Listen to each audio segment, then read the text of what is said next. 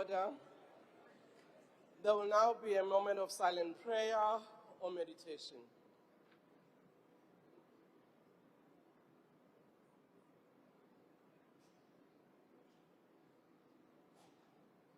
May we be seated.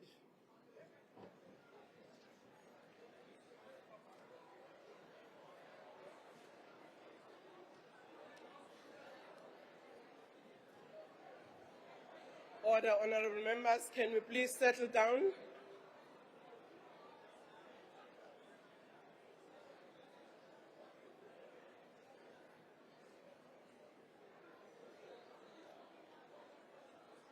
Order.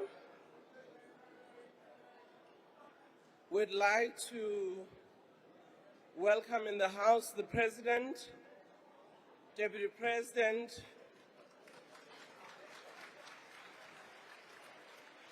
the Chairperson of the National Council of Provinces and members of the NCOP, whom we have invited as guests.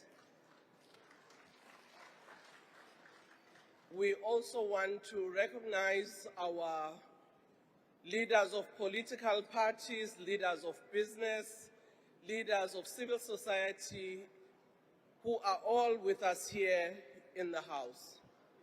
But most importantly, we also want to acknowledge members of civil society and their organization and communities who had various matches, but also reflections on their expectation on the budget.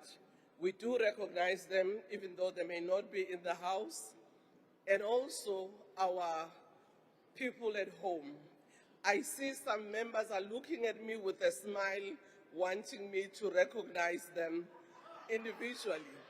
So all of you who have been smiling at me, I do see you and I recognize you. And I know here we've got students who are here representing their organizations and having expressed also their views that they think both in terms of education and the issues of young people, those would be catered for in the budget. So I want to recognize all of you and be happy this time that Minister of Finance and the Executive, Mr. President, who are here for Budget 101. I don't think there will be Budget 2.0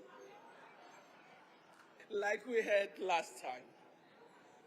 But we had agreed, Mr. President and Minister of Finance, that if today you are not ready, we were going to have a budget tabled with or without your agreement, because at the end of the day, Parliament passes the budget.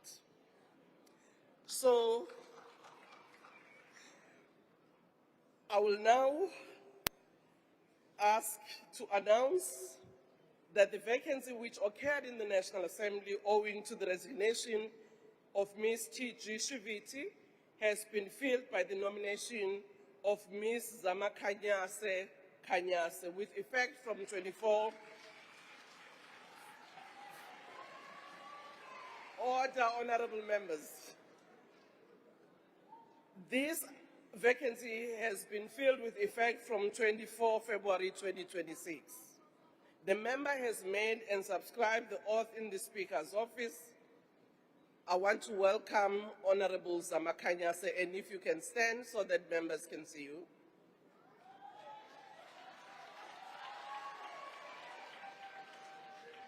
Thank you very much, Honorable Member. I will ask the Secretary to read the first and second orders. Introduction, Appropriation Bill, and tabling of the Division of Revenue Bill. And Introduction, Special Appropriation 2025-26 Bill. Thank you. The Honorable Minister of Finance.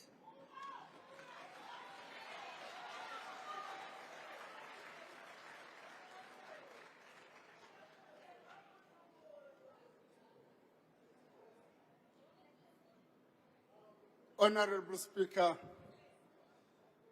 Togo Didiza, Deputy Speaker Anneli Lotriat, His Excellency, the President of the Republic of South Africa, Mr. Cyril Ramaphosa, Honorable Deputy President Paul Mashatile, Cabinet colleagues, the members of the Budget Council and the Budget Forum, Governor of the South African Reserve Bank, Lesesha Kganyago, Commissioner of the South African Revenue Service, Edward Kisbert, Chairperson of the Financial and Fiscal Commission, Patience Mbava, honorable members and fellow South Africans, I have the honor to table the following documents before this House. The 2026 Division of Revenue Bill, the 2026 Appropriation Bill, the 2025-26 Special Appropriation Bill, the 2026 Estimate of National Expenditure, the 2026 Budget Review, and this 2026 Budget Speech. Honorable members, we've reached the important turning point in the management of our public finances. 5 years ago, the outlook was stark. State capture had hollowed out critical institutions and weakened state-owned institutions. South Africa had been downgraded to junk status by the last of the three major credit ratings agencies in 2020. The devastation of the coronavirus pandemic, coupled with the Russia-Ukraine conflict, had dealt a blow to the global growth. And in 2023, the Financial Action Task Force had placed South Africa on its grey list. The warning lights were flashing. Public finances were under severe strain and growth had stalled. Faced with this crisis, we chose not to be defined by it. Instead, we turned it into a catalyst for change. We commit to a clear reform agenda and we committed to a clear reform agenda and a disciplined fiscal strategy built on three principles: stabilize debt, invest in infrastructure, and spend better. Today, that commitment has delivered tangible results. For the first time in 17 years, debt will stabilize and it will continue to fall in the coming years. The budget deficit has narrowed significantly, and the debt service costs are also falling. The world has taken notice. South Africa has been removed from the FATF grey list. We secured our first credit rating upgrade in 16 years, and borrowing costs have eased, creating space for growth and development. These are signals of restored credibility, of renewed resilience, and of a nation regaining its foot. The lesson is a simple but powerful one. Steady structural reform and responsible public finances are the bedrock of a prosperous and more inclusive South Africa. Honourable members, allow me to turn to the global and domestic economic outlook. The global economy is projected to grow by 3.3% in 2026, broadly in line with last year's outcome. Advanced economies are expected to grow moderately, while emerging markets will continue to anchor global momentum. India and sub-Saharan Africa in particular are forecast to grow more strongly, supported by resilient domestic demand. These developments are unfolding within an unprecedented global trade environment, characterized by persistent geopolitical tensions and shifting trade policies which are reshaping supply chains. In response, we need to diversify our trade portfolios and secure our markets, reduce vulnerabilities to external shocks, and position ourselves to benefit from the emerging global growth centers. On the domestic front, our growth outlook is steadily improving. We project real economic growth of 1.6% in 2026, an improvement from the 1.4% estimated in 2025. This improvement reflects the continued strengthening of economic performance from the second half of 2025. Over the medium term, growth is expected to average 1.8%, reaching 2% by 2028. Persistent logistics, bottlenecks, weak public infrastructure, and the recent outbreak of the foot and mouth disease continue to weigh on economic activity and pose risks to the outlook. In the light of this, rapid inclusive growth remains our only durable path forward. Our efforts to promote faster economic growth continue to revolve around 4 pillars. First, maintaining macroeconomic stability, implementing structural reforms, investing in growth-enhancing infrastructure, and build state capacity. These pillars are the foundation upon which inclusivity is built and how we ensure that growth is faster. Madam Speaker, a key facet of macroeconomic stability is prudent fiscal management that advances socio-economic obligations. Our fiscal strategy involves 4 features. A, support economic growth by accelerating public investment, improve the efficiency of public spending, improve the composition of spending by containing the public service wage bill while increasing capital investment, entrenching sustainable public finances with a principles-led fiscal anchor.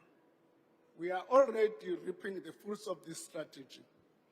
The consolidated budget deficit has narrowed to 4.5% of GDP for 25-26, an improvement from 4.8% that we estimated in the 25 budget. The deficit falls to 4% in 26-27 and 3.1% the year after. Gross debt stabilizes as share of GDP in 25-26 at 78.9%. In 2026, it falls further to 77.3% of GDP and declines to 76% by 28-29.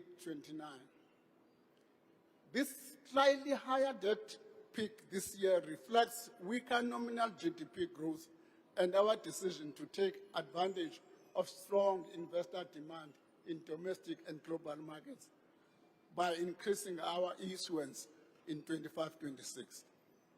The main budget primary surplus for 25-26 reaches 0.9% of GDP. In the next financial year, it expands to 1.6% and then to 1.9% in 27-28. By 28-29, we see it reaching a 2.3%. Honorable Speaker, to sustain fiscal discipline, we intend to continue the engagement on fiscal anchors. We aim to introduce a proposal of a principle-based fiscal anchor in the medium-term budget policy statement after thorough consultation in Cabinet, Parliament, and with the public. Just as inflation targeting provided clarity and credibility to monetary policy, the fiscal anchor aims to entrench fiscal credibility. Madam Speaker, the structural reforms to lift growth we are implementing alongside the fiscal strategy reflect an understanding that the state should adjust to the needs of the national economy in a flexible way. Operation Vulindlela must be understood in this context. In terms of energy reforms, we are stabilizing electricity supply and building a competitive, reliable energy market.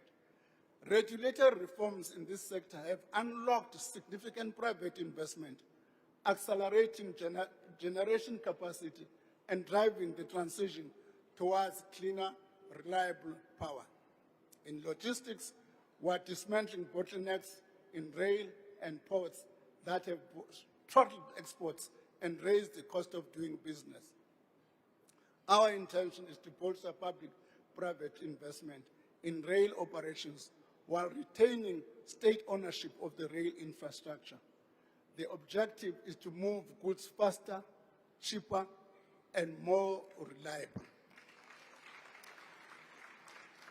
Reforms in local government include shifting to a performance-linked utility model for water and electricity services.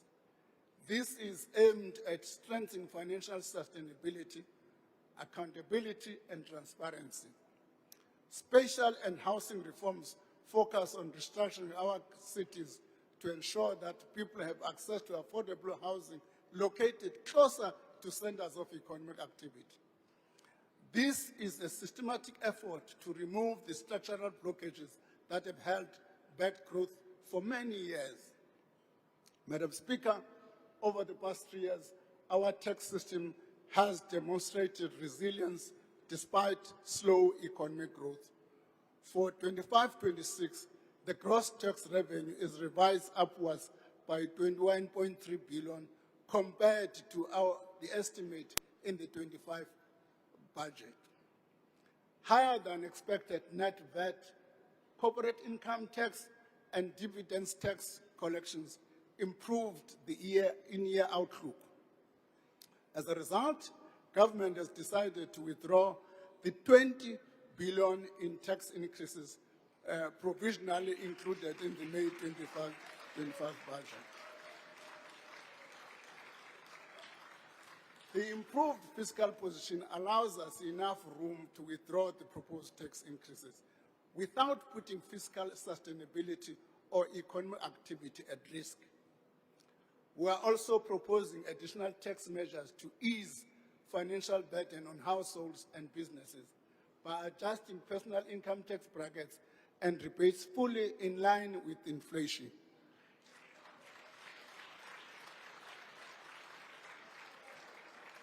Ndibuyisela imali back ezipokothweni zenu.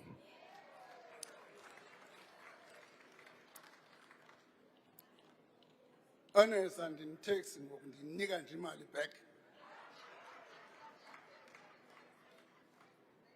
Madam Speaker, our national savings and investment rate is far below the levels needed to truly create generational wealth and support local investment in the economy. To encourage South Africans to save more, we propose that the tax-free annual investment limit be increased from 36 to 46,000 per year.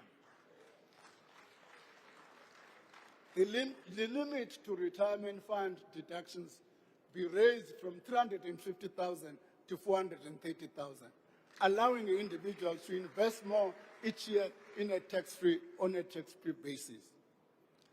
Madam Speaker, each year we ask South Africans to send in their tips for the budget. This year we got more than 1,200 citizens sent us their opinions and suggestions. Renate Oosthuizen, a small business owner from Gauteng, had this tip. Minister Godongwana, please increase the VAT registration threshold for small business to 2 million. The 1 million threshold has not kept pace with the cost of doing business, close quote. Renate, you will be happy to know that in this budget, the compulsory VAT registration threshold increases from 1 million to 2.3 million.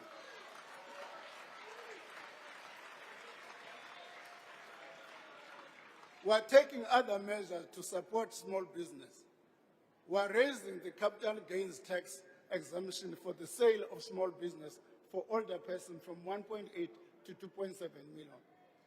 This applies to small business worth 15 million instead of 10 million previously.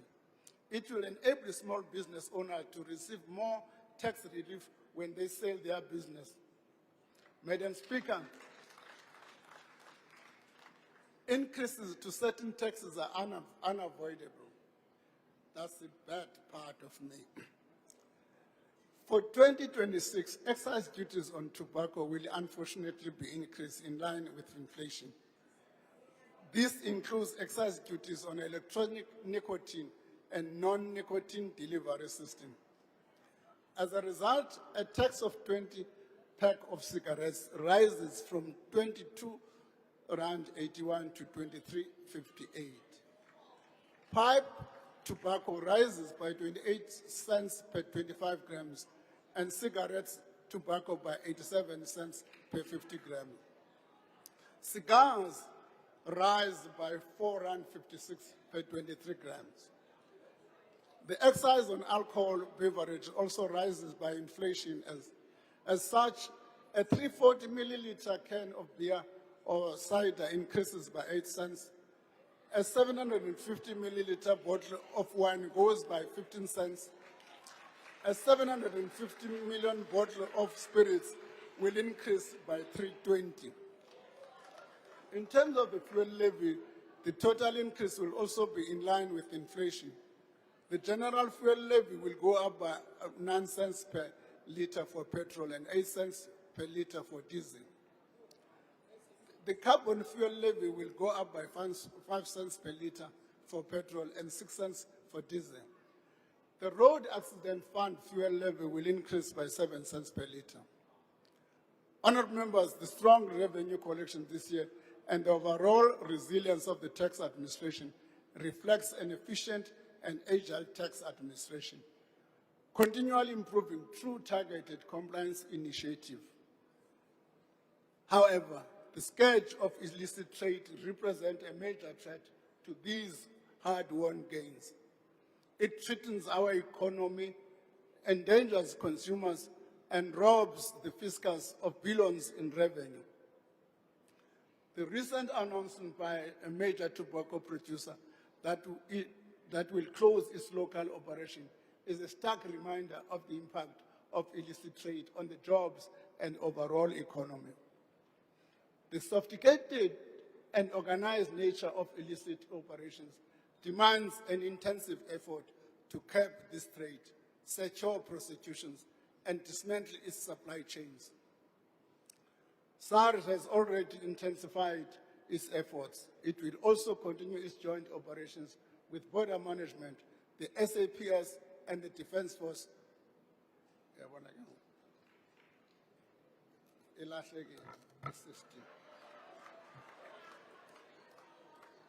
I always improvise.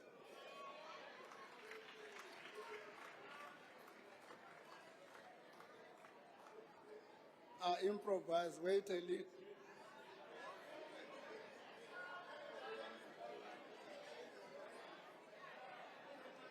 Order, honourable members, can the minister continue with his speech? Yes, this thing has failed me.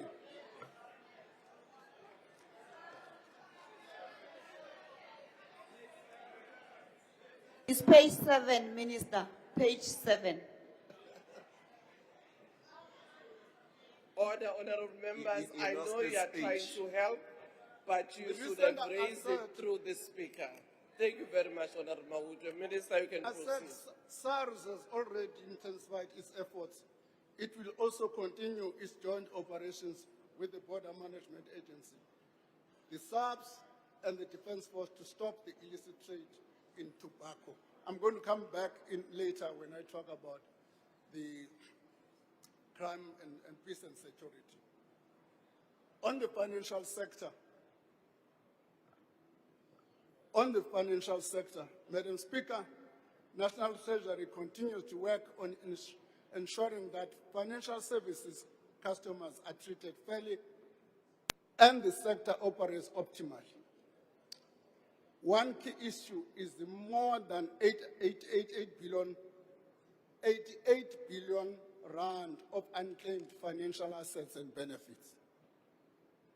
Following recommendations from the Financial Sector Conduct Authority, National Treasury will introduce reforms to manage these unclaimed benefits through the creation of a central administrator responsible for record keeping and tracing.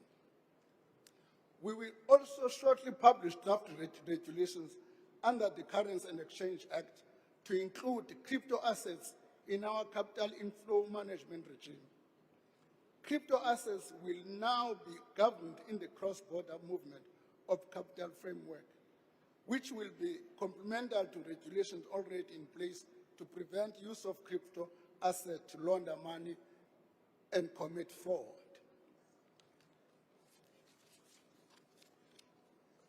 The use of data and artificial intelligence has become a critical for the future development of economies worldwide. As such, data infrastructure should be considered as critical as electricity, ports, and transport networks. This year, we will explore options to help data centers and related infrastructure to expand this investment in South Africa and solidify our role as a regional hub for these technologies. One of the main policy objectives is to ensure that the financial sector supports regional integration and the implementation of the Africa Continental Free Trade Agreement. National Treasury is easing restrictions on the cross-border flows of capital by enabling domestic asset managers to manage portfolios of foreign assets. This will improve competitiveness and allow South Africans to co-function as a hub for investment into the continent. National Treasury, working with the South African Reserve Bank, has prioritized modernizing the national payment system and innovation in digital finances. The payment ecosystem management has achieved its first milestone, and with the establishment of the payments utility, which was completed in November last year, with the establishment of Pay-in Corporation. Pay-in will provide open, shared digital payments infrastructure to support operational ability across various payment providers, serving as the main platform for high value and retail transactions. In the budget in May 25, we made the statement that we will do everything possible to use savings arising or expenditure reviews to fund future projects. In other words, tax will be the last resort. Madam Speaker, in this context, in this budget, last year, as we have said, we have kept that promise through our commitment to finding savings from unproductive expenditure, closing leakages, and rooting out inefficiencies. I'm happy to announce that 12 billion in savings have been identified over the medium term. Targeted and responsible savings are not a once-off initiative. They will be an ongoing and entrenched part of the budget process going forward to weed out inefficiencies and low-performance programs. Every program and every allocation must demonstrate value, efficiency, and accountability.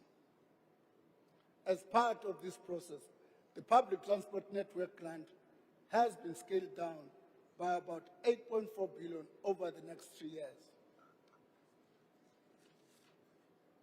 The grant has not improved access to public transport relative to the investment made.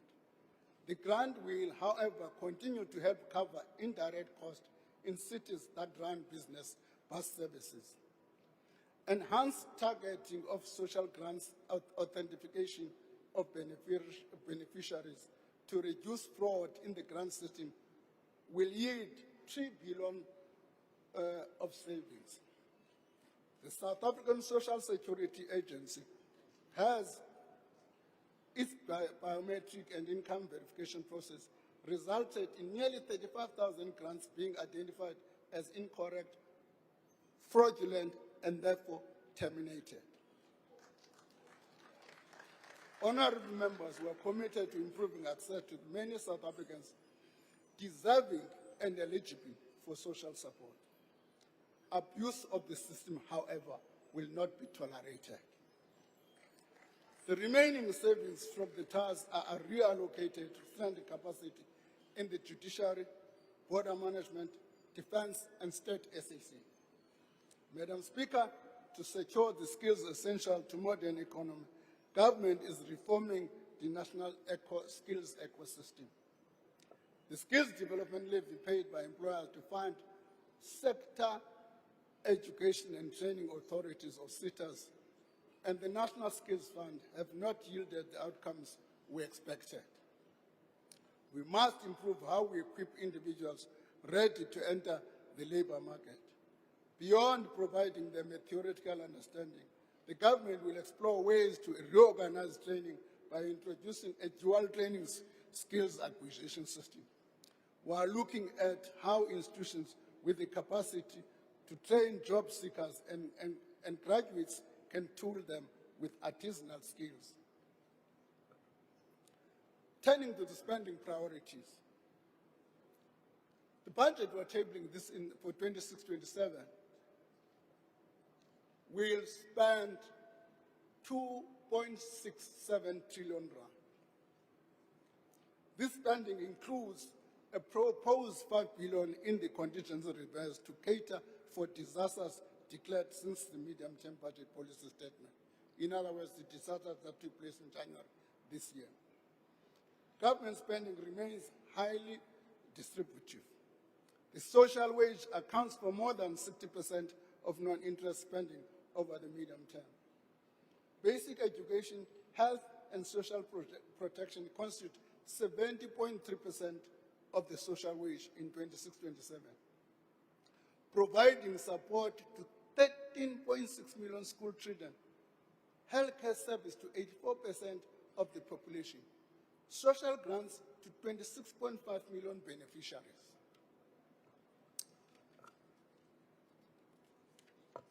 Coming to social grants, bendicinga ogogo ndizabanyusela kakhulu kodwa ndibanyuselanga ngolu hlobo bendicinga bazabanyusela ngalo kulo nyaka.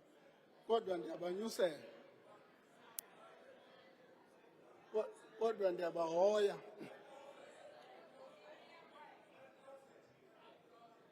Kodwa ndiyabahoya. Social grants are allocated 292.8 billion rand, enabling the following increases. The old age grant, disability grant, and care dependence grants rise by 80 rand in April 2026 to 2,400. The same applies to the War Veterans Grant, which increases by 80 rand to 2,420. The foster care grant goes up from 1.2 in April, a 40 rand increase, and to 1,300 in October, a 10 rand increase.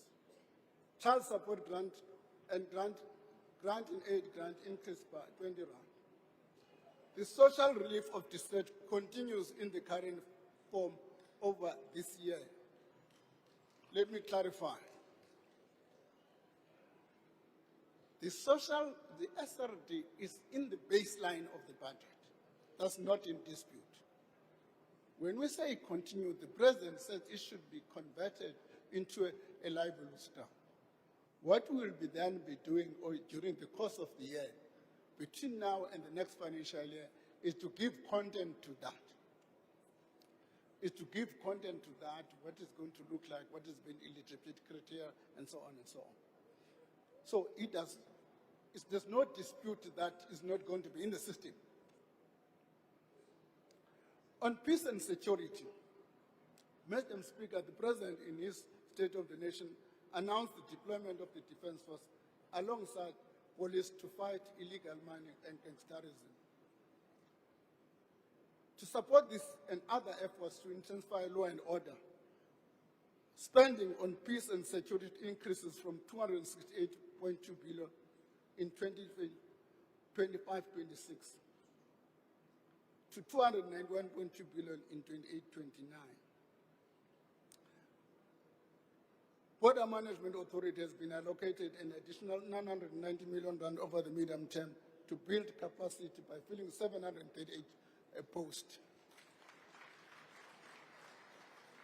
2.7 billion is added to defense over the medium term to improve operations, including maintaining the South African Air Force fighting capability. a quick question arises, and people was also asked this question in the media, about what about the additional deployment of the Defense Force? I'm saying the law acknowledges that the President may at any point in time deploy the armed forces. It doesn't say the President will first check whether there's a budget or something else. If there's war tomorrow, he can say, hey, just go and sit and have a budget. No, the war is going to send the army to go and fight. That's how these things work. Then it's for us to say, in the light of that, Section 16 of the Act of the PFMA considers that deployment as an emergency. We will be working with the Defense Force in this regard to finalize that. But in addition to this, we have given both the Defense Force and the police through the CARA Fund 1 billion each. 1 billion the police, 1 billion the Defense Force for crime prevention strategy.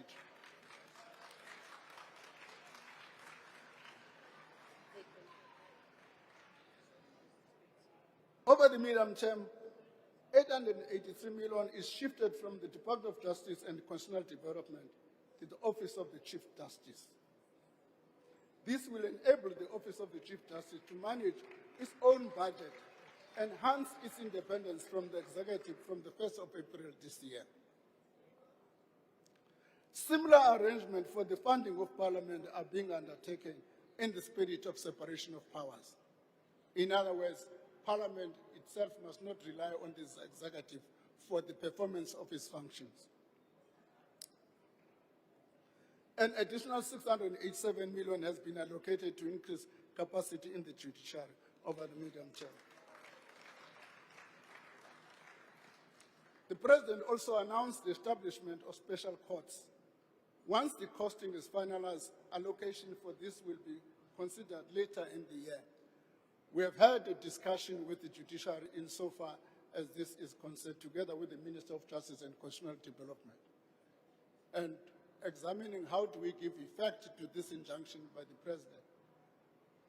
We have agreed on 3 phases.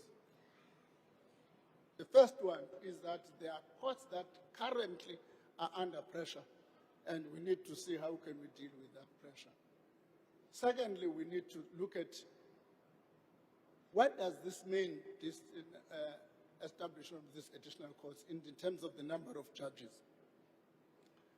and how soon can we do that? And we have put up some technical teams with the Office of the Chief Justice to pursue this injunction by the President.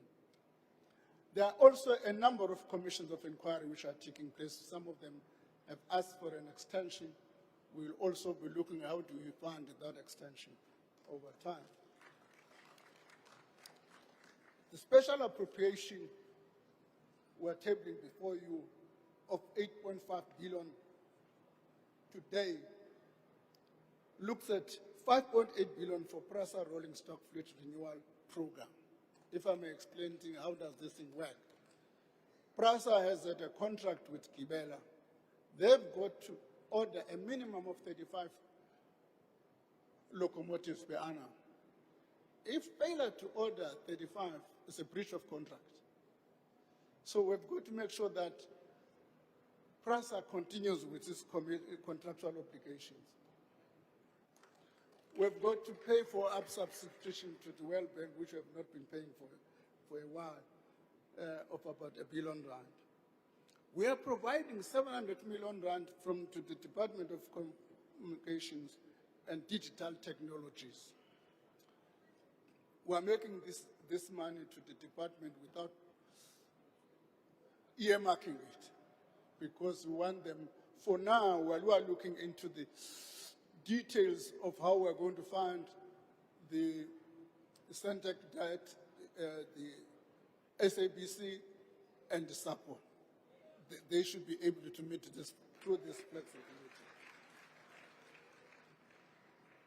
On the division of revenue, which is the division of revenue, says how money between the different spheres of government is allocated. 48.9% of national raised revenue is allocated to national government, and 41.7% to the provinces, and 9.4% to local government. I must express this point, Mr. President, that although the quantum that goes to to municipalities is increasing, but as a percentage of the share, there's a decline from about 9.7 to 9.4. And I think it's something we need to be attending. Translated into rands and cents, national gets 951 billion rand, provinces 810 billion rand, municipalities 182 billion rand. Additional allocation to provinces equitable share include 348 million rand to progressively equalize grade R teacher pay, 340 million rand for early retirement and voluntary exit programs, 390 million rand for the Presidential Employment Initiative. 1.5 billion is added to provincial roads maintenance grant in the 26-27 to fund the carry-through cost of disaster that occurred between April 2024 and June 2025. Basic education. In terms of the consolidated expenditure, spending on education remains the largest component at 23.7% over the medium term. Basic education receives 22.7 billion for carry-through cost announced in May 2025. Early childhood development receives the majority of these funds.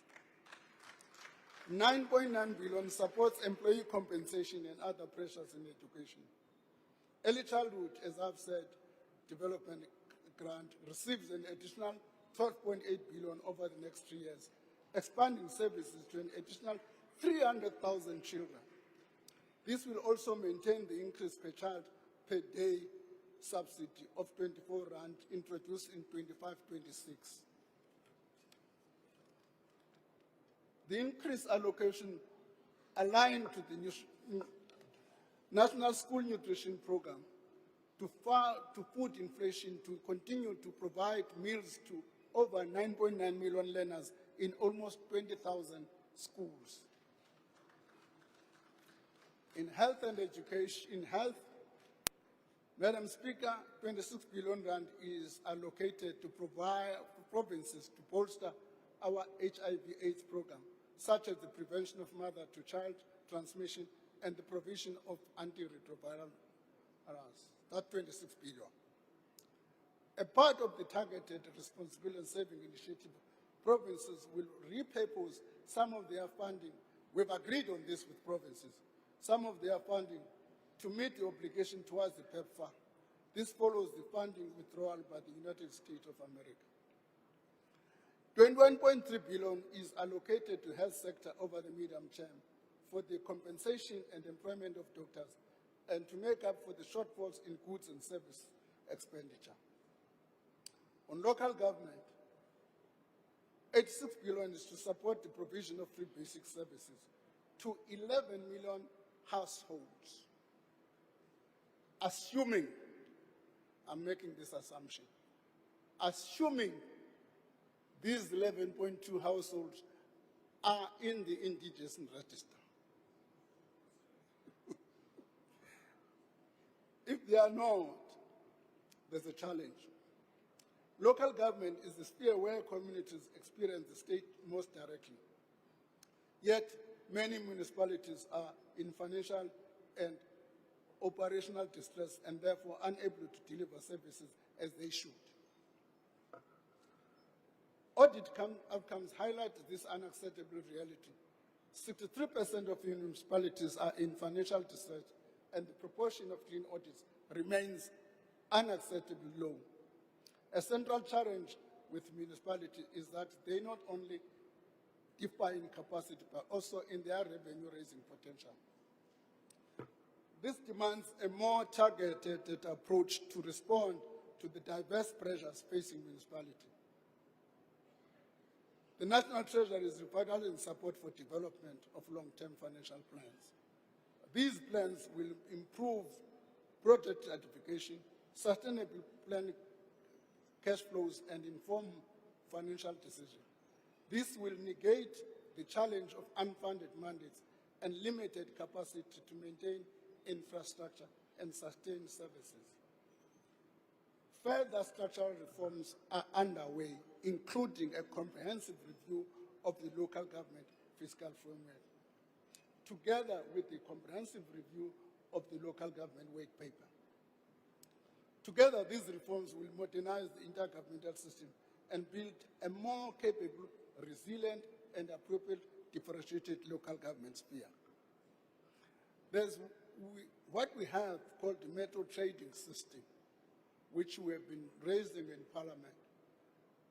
Essentially what it means that we are incentivizing municipalities to treat their water services and their electricity utilities as business entities which should be run professionally.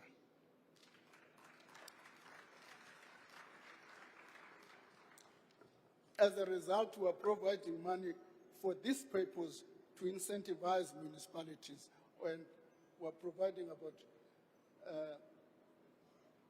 27.7 billion. So, and another 164 billion. But let me just tell an important story. If you pay an electricity to a municipality, you are not paying an electricity bill outside the bill of the municipality. And if you are paying water, you are not paying outside the water separately. What are the side effects of this? Some effect of this. Johannesburg. They collect about 9 billion rand on water. But because it goes into the main port, what actually comes back into investment into the water, Johannesburg water, is 1 billion rand out of that 9 billion rand. The implications are services. There's no maintenance of the water system. I'm not saying that's the only problem with the water challenge we face. That's one minor problem. If we solve that problem, we can be able to fix leaks and so on. But it won't deal with the fundamental challenge, which is the infrastructure they are dealing with is old. A challenge we need to be discussing as government is how do we deal with that infrastructure. A second area I want to deal with on municipalities is the reform of the infrastructure grant system, municipal infrastructure grant system. Let me just again capture this thing by using an example. Capture this system by using an example. When in 2024, some municipalities had disaster and we provided them with money. In 2025, the same municipalities, there was disaster in the same municipalities. When we gave them the money in 2025, they had not used the 2024 money. Now, the point is, it's easy to say the money returns back to Treasury, but the effect of it is that the communities that have lost a bridge or something and still have that problem. So in this regard, the grant system will be reformed to make sure that we are going to provide the money to those institutions, even the district municipality or other accredited institutions, which will help those municipalities to provide the service. That's how this grant is going to be working. Now, coming to the infrastructure issues. Somebody says to me, what is this? Every day you talk about $1 trillion. Yes, because I'm announcing $1 trillion now. In the next outer year, I'll be adding another amount. It will still remain $1 trillion. So it's a rolling thing. How is this trillion broken down? 507 billion rand will be spent by state-owned companies and other public entities. All right? 217.8 billion rand by provinces and 205.7 billion by municipalities. Largely, by sector, transport and logistics make up the largest share. SANRAL will focus on strengthening long-term network resilience. This includes annual maintenance of approximately 27,000 kilometers and the resurfacing of 2,000 kilometers of road. PRASA, as I've indicated, continues to implement its corridor recovery program and modernize core infrastructure to rebuild reliable, affordable rail service for commuters. This will enable the increase in annual passenger trips from 77 million trips in 24-25 to between 250 and 450 million trips over the medium term. In energy, investment will focus on improving the security of supply and mobilize private sector investment. In the medium-term budget policy, we announced that National, together with the World Bank, are making significant progress with the credit guarantee vehicle. The credit guarantee vehicle, which will support massive investment in transmission infrastructure, will be incorporated as a company in the coming months. Next, we will expand. We expect development partners to confirm their capital participation. Thereafter, the credit guarantee vehicle will apply for a license from the Prudential Authority. We are targeting the credit guarantee vehicle to be operational later this year.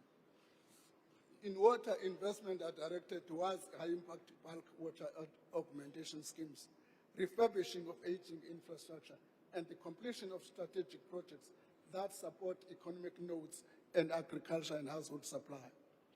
Honored members, we continue to implement reforms to unlock greater private sector participation, enhance spending efficiency, and shorten delivery timelines.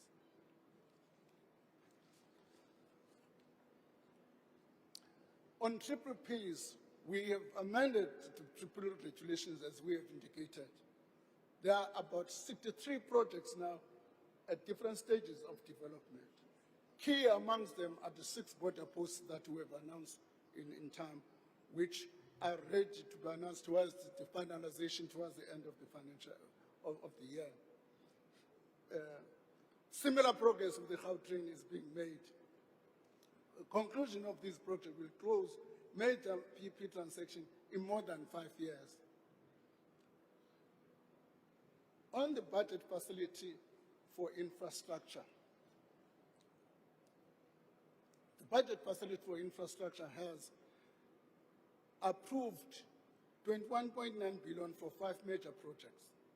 These include Transnet's coal and iron ore corridor projects, which will restore rail capacity to 7 million tons for coal line and 60 million tons for the iron ore line, and the Polokwane Regional Water Waste Program.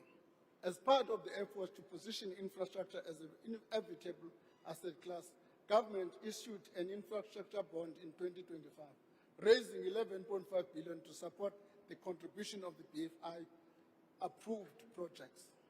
The BFI call for proposal for 26-27 cycle opens today, Dr.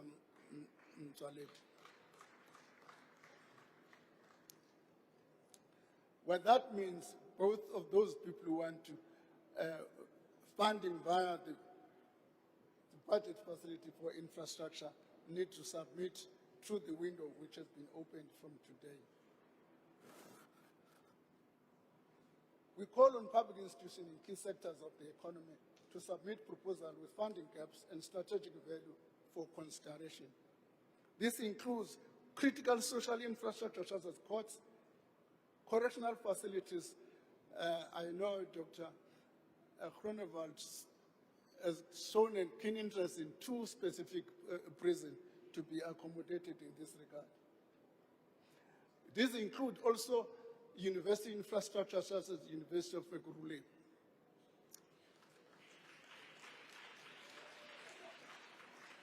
University of Ekurhuleni, I don't think is far from a realization, Mr. President. After your speech, I tried to dig into it and understand where it is.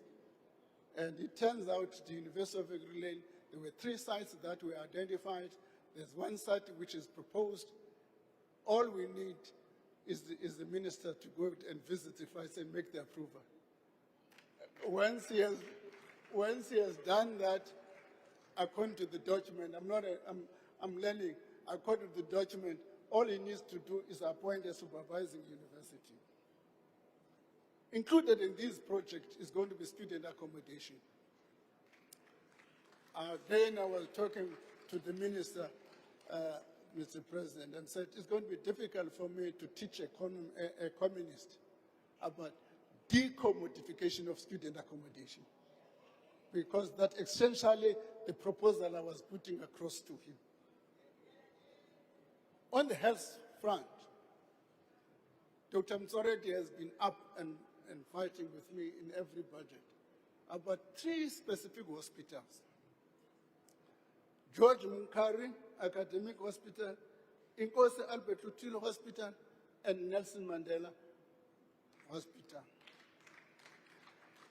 These are the hospitals which will form part of the BFI in the next round. And they're quite important in 2 respects, because they are linked to academic institutions.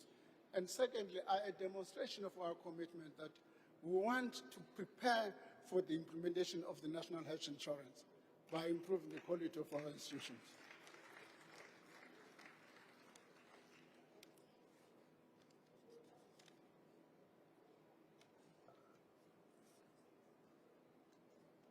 Madam Speaker, progressive realization of the fundamental socio-economic rights enshrined in our Constitution is essential to our mission to deal with inequality, poverty, and unemployment. It is a mission that demands that we make prudent fiscal choices. With the health of our public finances comes a great degree of economic freedom and sovereignty. It is this sovereignty that gradually frees us from over-reliance on external debt. It shields us from inherent uncertainties of global finance and global politics. As we have witnessed over the last few years, the established norms of global order can shift and be undermined. To achieve our ultimate goal of better the lives of our people, we must continue pursuing this sovereignty. A budget and a fiscal strategy that advances inclusive growth and the sustainability of public finances is a crucial part of achieving this greater freedom. It moves us closer to fulfilling our constitutional promise to do all that it takes for our people to live with a dignity and prosperity. Madam Speaker, I'm grateful to the President and the Deputy President for their support and leadership. Thank you to Deputy Ministers of Finance, Mr. Sharupain and Dr. Masondo. Mr. Sharupain tells me that he wants also to be doctor. So he wants to do a PhD in fiscal rules. So he's going to compete with Masondo, not to be the only doctor in the So I'm thankful to my deputy ministers and my director general and the team. My sincere thanks to the governor of the South African Reserve Bank. Let me thank my colleagues in the Ministers' Committee on the Budget and the Budget Council who have shared the task of difficult trade-offs that have to be made in the budget process. Similarly, to the parliamentary committees of finance and appropriation, I express my sincere appreciation. And of course, to my dear wife who has made me so nice looking today.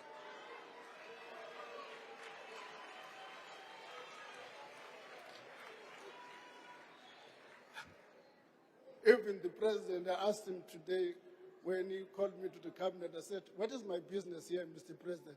He said, no, we wanted to see how do you look like today. Madam Speaker, Let me also take this opportunity to thank the Commissioner of SARS.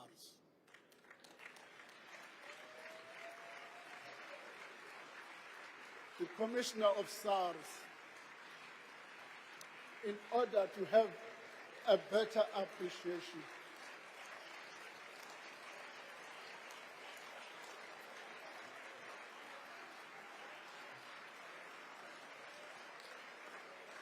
where is he?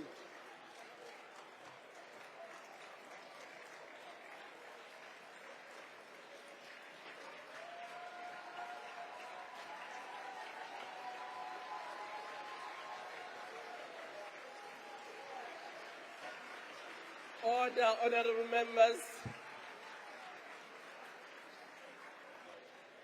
Actually, the minister was asking the commissioner to stand up.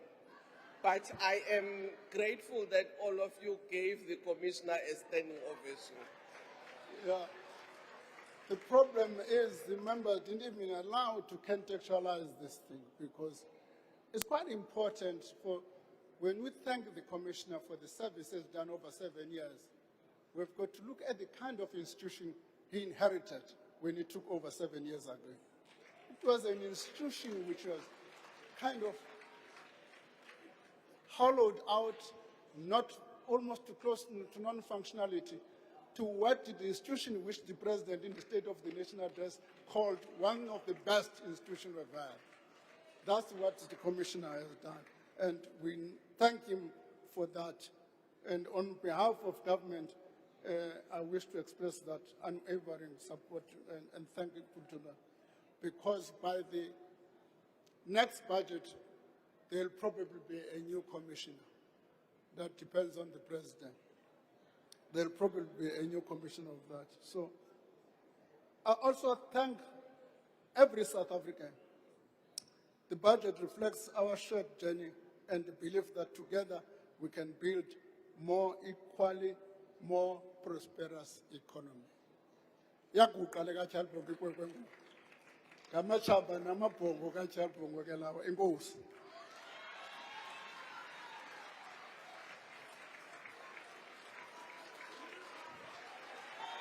Enoch, Mamchawe, Umamchawe.